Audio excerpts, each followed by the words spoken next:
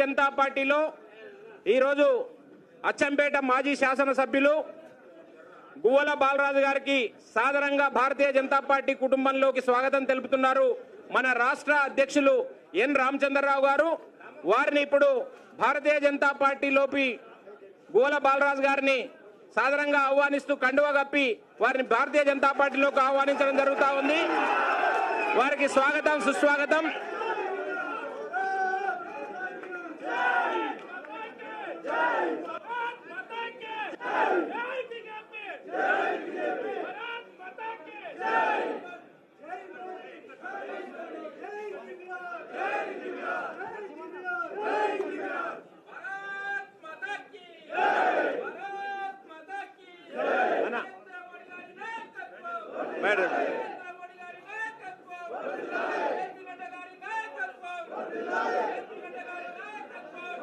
ఆగండి ఆగండి అందరూ ఆగాలి.